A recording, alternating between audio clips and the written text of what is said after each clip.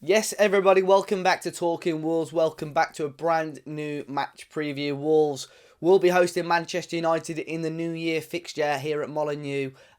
Games coming thick and fast. This will be Lopetegui's first home Premier League game. Obviously, he looked after the team last week against Gillingham, which was a win, and we backed that up with a win in the Premier League against Everton at Goodison Park on Boxing Day as well. So things are looking better for Wolves. I'm not going to say good right now, but definitely better than what they were before the World Cup. Wolves are in a much better position in the league right now. The only team in the bottom half of the table to get a win this game week as well, which is very crucial for us as a team. But today we're going to be looking ahead to the game, giving my thoughts, looking at my predicted lineup, and obviously we'll have the opposition preview later on in the video as well. But a really crucial win for Wolves against Everton. Wasn't a classic, wasn't a great performance by Everton or Wolves, quite sloppy, but I think Lopetegui would have learned a lot about certain players, certain systems. The strength he had on the bench with the players that he was able to bring on as well was great. And it's really intriguing to see now how what he does and how he looks at the team. Obviously, we had a couple of players on the bench that came on and made a real difference. Well, all three of the players that came off the bench were involved in the goal. Obviously, Aït-Nouri, who scored it, Mateus, who started the move, and Adama, who actually whipped the ball in. But the strength of that bench and the players that were available to bring on, you got Hwang, Adama, Mateus, Ryan Aït-Nouri, Jimenez, who didn't even come on. You still got Boubacar Traoré, Johnny could come on as well. There's a real strength now at Wolves, and if we're able to add one or two more in this transfer window, that'd be great. Obviously, Mateus Cunha as well will be joining up with the squad next week. We could see him from Villa onwards. Matt Hobbs, the sporting director at Wolves, said he wanted to see one or two more before the 1st of Jan. Now, that's only 3 days away, so I think it's pretty tight, but we'll wait and see on that front, because if we can add another one, that'd be crucial. But Manchester United right now are a team, obviously at the top part of the table, but sort of inconsistent so far this season. Had a couple of really poor games in the opening stages of the season, but Erik ten Hag has come in and really tried to stamp his authority at the club with decisions that he's made, with players that he's brought in, and obviously players that he's let go as well. The Cristiano Ronaldo saga was massive, obviously all over the news across the world, but I really think that's due to Ten Hag sort of saying, this is how I want to play, and you're going to play by my rules, or you're not going to be part of our squad. So obviously Manchester United have made an agreement with him. They've saved a lot of money on wages, I expect. It'll be intriguing to see who they bring in.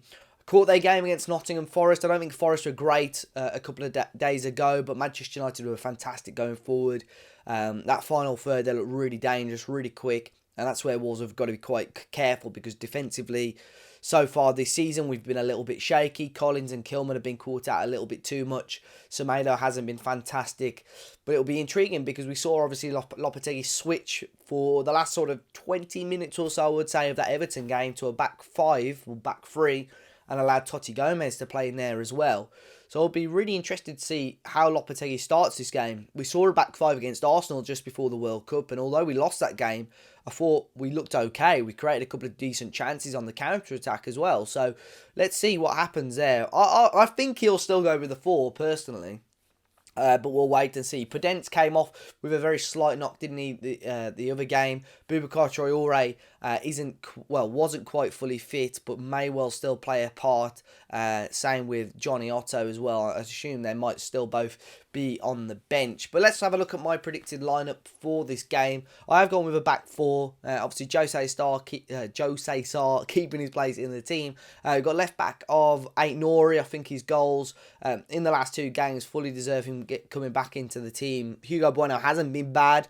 I think Everton was probably one of his poorer games, but I think Aït-Nouri deserves to come in. And one-on-one against top attackers, Aït-Nouri tends to have a half-decent record in performances. I think the rest of the back 4 picks itself, with Semedo on the right, with Collins and Kilman in the middle. I would hope to see Mateus come back in. I can fully understand maybe why Lopetegui doesn't go with this, just because of the balance of this midfield 3. But I think our strongest available and fittest midfield 3 would be Moutinho, Neves and Matheus Nunes.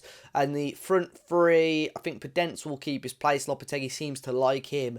Right wing, I don't know. I've gone with Adama Traore, but I think, again, it could so easily be Guedes or even Hwang keeping his place. I don't think he did too much wrong, but at the same time, he didn't set the world alight, did he, Hwang, against Everton? And up front, I think, again, he'll stick with Diego Costa. Although Jimenez could so easily get a start as well. So there's so many things right now with Lopetegui that it's so open, isn't it? We just don't know which way he's going to turn, which players he prefers. The whole Jimenez situation right now is quite grey. We don't know what's going on there as well. But of course, ahead of this game, once again, we've got the BetMate pot. Big up to BetMate for all of their support this year. We're going to looking forward to a successful 2023 with them as well. But we've got the Wolves versus Manchester United for £450 guaranteed. It's £3 entry if you've never used the app before. It's a fantasy football style game. You pick 7 players who you think will perform best between Wolves and United and have your chance to win from that guaranteed prize pot. My team for this week's game, I've gone very heavily Manchester United, if I'm completely honest. I hope I'm further down the table, because it will mean that Wolves have played quite well. But I've gone with David De Gea in goal, Luke Shaw and Varane at the back. I've gone with Casemiro and Ruben Neves in the midfield, with Anthony Martial and Marcus Rashford up front. Like I said, £3 to enter. A link is in the top of the description for brand new users as well. Use code TW10 and you'll get a £10 bonus. You've got to be 18 plus, UK residents only, and please do gamble aware. But this week for the opposition preview, I sat down with Soph from the Ladies in Red YouTube channel to discuss Manchester United, how they've been getting on so far this season, and which players we need to be looking out for. So then, delighted to be alongside Soph from the Ladies in Red YouTube channel. Soph, how are you keeping? I'm doing well, thank you. Thanks for having me on. How are you, Dave? Yeah, all good, thank you. All good. We're going to be talking about Wolves against Manchester United. Really tricky game, obviously, for Wolves. But like you said just before we started, Wolves tend to turn up against United. We've given you some good games. 2 close games last season as well. I think you just edged it at Molineux, and then obviously we got the win in almost a year ago now, last January as well. But how do you think the season's gone so far? United are sat in 5th place in the league, only 1 point outside the top 4 now, and obviously a great win a couple of nights ago against Forest as well. Yeah, I think obviously we got off to a rocky start, which was always to be expected, really. New manager coming in, players obviously having to adjust, obviously losing certain players as well. So I think we've had like a spell where we've embedded certain players. Obviously, we signed the likes of Anthony just after that as well. So I feel like the more the season goes on, the more confident I get. But it is United, and we are very inconsistent. So what one half will be good, for example, second half will be dreadful. It's really hard to call it with us. But I have definitely seen signs of progress with Ten Hag coming in. We're not a finished product yet by any means, but we always knew it was going to be a slow process. But finally, I feel like we're going in the right direction. That's probably how I'd sum it up this season. Yeah, and obviously you had the massive saga, I would say, with Cristiano Ronaldo as well. And Ten Hag, to be fair, never backed down, did he? He's like sort of put his authority on this team, and now Ronaldo's gone. What's the sort of atmosphere and the opinion of the fan base with that situation? Because from the outside, I mean, I really enjoy watching Ronaldo. I was a big fan of his, but I can't help but feel as a Manchester United fan, you'd probably be a little bit disappointed with how he handled the situation. Yeah, at the end of the day, I mean, Fergie called it nobody's bigger than the club, and I stand by that. I love Ronaldo to bits, and he went and did that interview, of course, and I was disappointed, I think is the word I'd use with that, the fact that he had to go to Piers Morgan, an Arsenal fan of all people as well. Like, for me, like, straight away, he's on, I don't know, a loss, really. Like, you're not going to win many fans over by doing that. At the same time, he did call out the Glazers and stuff as well, which obviously us fans have been screaming for ages, and now there might be movement on that front, which is great. But yeah, Ronaldo, I think it just didn't work out for him, unfortunately. I feel really sorry for him as on a like a human level, because obviously he lost his baby and stuff, and I feel like that's really affected him more than he's letting on. But I think ultimately we want him to be happy. We want him to carry on breaking records, and I wouldn't want to see him at another Premier League club. I will say that. But I think he came back. One of the happiest days I can remember of late, like being a United fan, was when Ronaldo came back. Like, I couldn't sleep. I was so excited. I was buzzing. And I'm not going to like begrudge him for wanting to better himself. I think last season it was no secret he kind of carried us at many times with the goals that he scored. But yeah, it just hasn't worked out, unfortunately, this season with Ten Hag. We have to back the new manager. Like I said, we're on that process now. Nobody's bigger than the club, and I think ultimately we did the right thing by getting rid of him. But it is sad at the same time. Yeah, we mentioned Ten Hag a couple of times now. What's your thoughts and opinion on him so far? Because he's had a little bit of a shaky start, but seems to have steadied it now and got a couple of decent victories quite recently. Yeah, I think he's steadying the ship. I think he stuck to his guns. I think so many times we've had like a yes man, if you like, in charge, and somebody who just kind of agrees with the Glazers and whatnot. And look, Ronaldo, financially, we know when we signed him, he's going to sell a lot of shirts. He's good commercially for the club. But Ten Hag, to be fair, stood his corner. And I think fans will always respect that. Real fans, should I say, will always back the manager. And that's the way that it should be. Like I say, I'm not going to judge him too early, but I think slowly but steadily we are seeing that progress now. I think he needs backing it again. And depending on obviously what happens with the Glazers will dictate as to whether he does get backed in January or what. But yeah, I like him. I think it's been refreshing to see somebody coming in, putting their foot down, and just I think you can see a real style of play. I mean, obviously you said you watched the game the other night. Have you seen a change in United from last season to this season? I think the interesting thing with United, and I was really interested to see how they'd react to obviously Ronaldo leaving, but I think it's going to put more of an emphasis on different attacking players like Martial, who I think United fans were probably adamant was going to go 12 months ago, has come back in, and although he's not scoring, loads of goals, still having a big impact. Rashford for me as well. What a turnaround for him. Looked like a player that United possibly would have been open to letting go again about 12, 18 months ago. But this season for club and country has been phenomenal. So I think he's given a chance to different players, and it's paying off for United at the moment. And I think second half of the season, depending on your transfer business, really could get back into the top four. In regards to transfer business, there's been some news saying that United haven't got a huge amount of money to spend. It might be loans that you're looking at this window. What do Manchester United need to look at this January if they want to strengthen and want to make top four a real priority? I mean, Wan-Bissaka's played the last few games, but ideally we'd have said a striker and a right back. But to be fair to him, if Ten Hag wants to give him a chance and he can prove his worth, then I'm not against that. Delot obviously has that number one right back spot, the way that he's been playing, and it's players like Delot for me who are showing the progress that Ten Hag is making. Like, he really has come on leaps and bounds from when we first had him. And Jose called it all those years ago, saying he was going to be one of the best in his position. So yeah, I think a striker, a right back would still be my two go-tos, but definitely a striker after losing Ronaldo. But as you mentioned, there's only certain players out there. I know we've been linked with Joe Felix, who I would like to see in a United shirt, but the prices that have been talked about for a loan deal are pretty ridiculous. So at the same time, I don't want to see us getting rinsed. So I think, it'd be interesting. But Ten Hag has not really hidden the fact that he needs a striker. So time will tell, I guess. But I think if we do get a striker, then I'm feeling more confident for the second half of the season, because we can't rely on Martial and Rashford. Even though I love them both, we can't rely on them consistently in front of goal. Yeah, I think I've seen Morata today being mentioned as well. I know he's been mentioned the last couple of months. I'd take that as a no. You'll see every name, honestly. Every name linked to United, you'll see that now.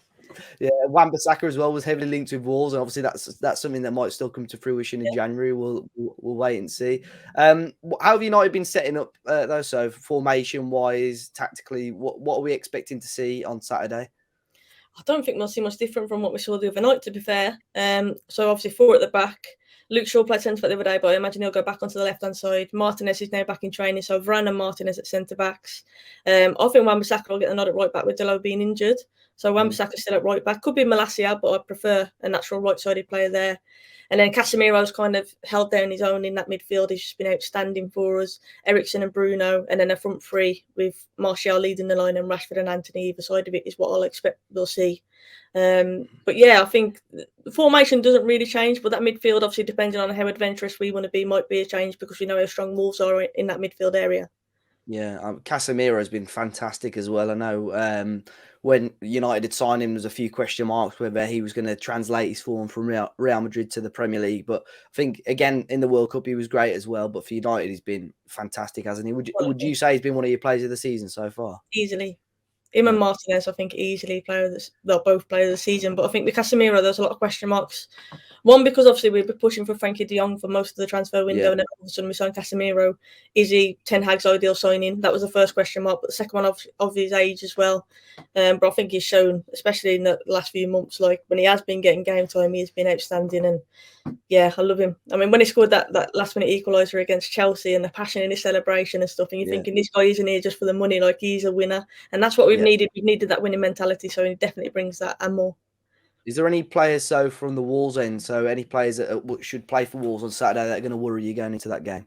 I mean, I feel like I always say his name, but Adama Traore has to be one, because on his day, he's literally unplayable. I think the frustrating thing from Wolves fans, I know my dad's obviously a Wolves fan, is the fact that he's just so unpredictable. One day, like I say, he can be an absolute monster, and the next he can just be so frustrating with his decision-making and whatnot. So like we've already mentioned, Wolves tend to turn up against us. I expect Adama Traore to turn up against us, and his pace is a worry for any team. So I think he's definitely a concern. Neves in and around the box, we just know what he does, especially against us. So yeah, obviously I have to talk about Neves as well. And Neves is a player that I would have happily taken at United, by the way, in the summer, because I think he's quality. Yeah, he was a player that was linked with a move away, and it's probably going to happen in January as well. Adama will be an interesting one because I think he's done enough. He's been on the bench the first two games under Lopetegui. He's come on and made a difference, got the assist obviously for the winning goal as well. So there's a few players there. But I think every opposition that we have on always tends to say Neves or Adama Traore is normally one He's of the just first names. unstoppable. On his day, Yeah. he's just unstoppable, and he's one of them where you just can't. What do you do against him? You foul him, and then end up getting someone sent off. Like, do you know what I mean? It's just one of Yeah. them. I just hope he has a bad day again. But yeah, highly Yeah. unlikely. It'll be interesting to see if Lopetegui starts him as well. But so if I had to trouble you for a score prediction, sorry, it's a hard question, but what are you thinking? I'm hoping that we're confident after our good result in the week and the likes of Martinez back. So I'm obviously going to back United, but I'm never confident going into a game against Wolves, regardless of your form. You've just come off the back of a last-minute winner as well, so your confidence will be high with a new manager. Is it his first proper home game as well? First league home game, yeah. He had the cup game, but yeah, first Premier League home game. It's going to be bouncing. I know it's like at Molineux. South Bank will be sure getting in our players' ears and whatnot. So I'll say 2-1 to United, but I think it's going to be a tight game. I think it's going to be one of them where we might have to ride our luck a little bit. But I'm just hoping we've got enough quality going forward just to hurt you guys. So yeah, 2-1 United. Yeah, let's wait and see. And Soph, if people want to find you and your YouTube page, where can they find you? My YouTube is Ladies in Red. On Twitter, it's Soph Richo, and then it's the same on Instagram, just with a little kiss on the end of it. Thank you for having me on here as well. I appreciate it. No. Apart from Saturday, best of luck for the rest of the season as well. Cheers, Thanks for jumping on Talking Walls, and I'll see you soon. Cheers. Thank you very much to Soph. Like she said, her socials, but I'll leave them in the description as well for you. Going to be a tough game, guys, but fingers crossed Wolves can end the year on a high. Right at the start of the year, Wolves went to Old Trafford and João Moutinho scored the goal that beat Manchester United and played Ralph Rangnick's United side off the park. Can we do it again? Can we end the year, with a similar sort of result? Julian Lopetegui hoping for 3 wins out of 3. What an amazing start to his Wolves career that would be. But guys, I do appreciate all your support on the channel for 2022. And here's hoping that 2023 is a bigger and better year. Hopefully more content, better content for you guys as well. And hopefully a successful year for the Wolves as well. Be sure to hit the like button, subscribe to the channel, and fingers crossed for 3 points on Saturday. I'll see you all very, very soon. And I'll see you all actually in 2023.